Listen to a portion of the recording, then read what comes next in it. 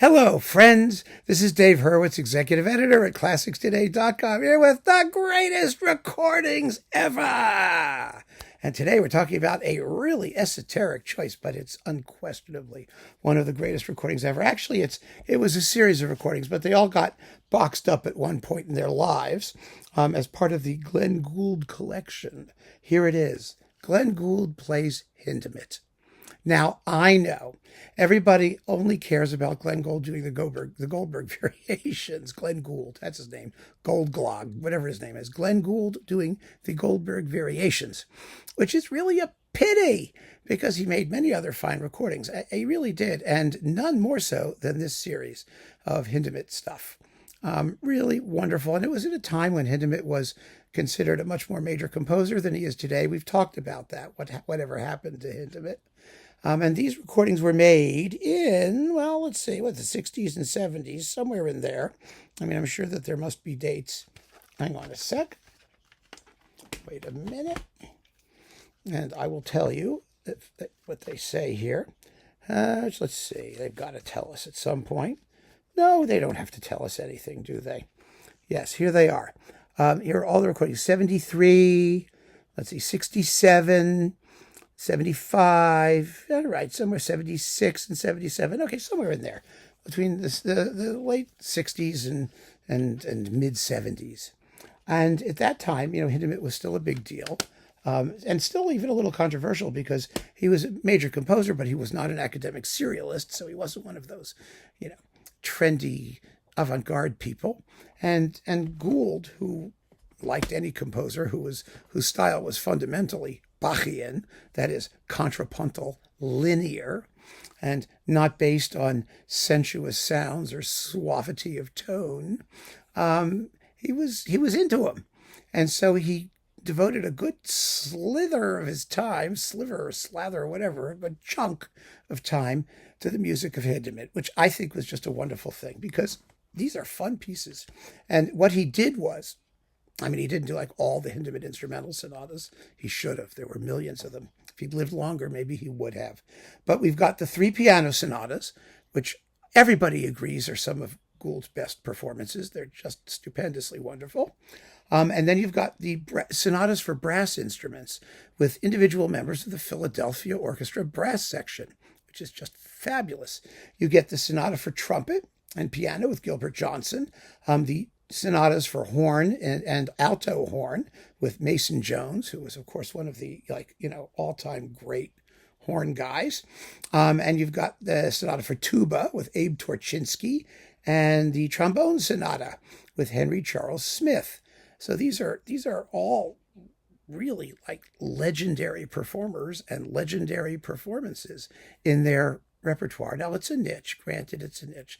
But I'm talking about the greatest recordings ever without worrying about what niche they fall into. We're just talking about sheer musical quality. And so these were wonderful, wonderful partnerships. And the results are absolutely stunning. And they're fun to listen to. These Hindemith brass sonatas are really enjoyable pieces. They've got all kinds of, delightful and humorous and fun to listen to bits in them, and they give the players a real chance to strut their stuff. And then we have on CD4 another really remarkable performance of Das Marienleben, the complete song cycle. This is the version, the early version from 1922-23, before Hindemith revised it to make it a little bit more friendly.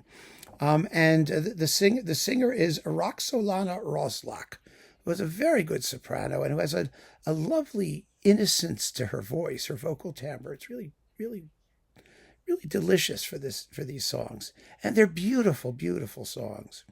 They use a tune that Hindemith used in many of his works. That sort of represents, it's a lullaby theme. It's ya da da da da da bum ba da da da.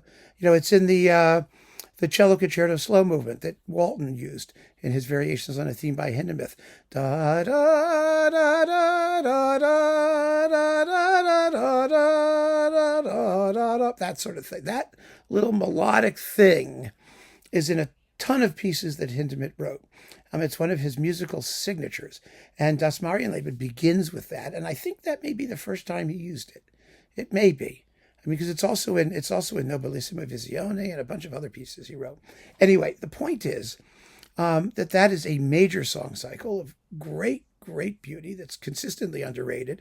The orchestral version of it, which takes just, I think, 5 or 6 songs or something like that, is better known, actually, than the piano and voice original. But that's another absolutely beautiful performance.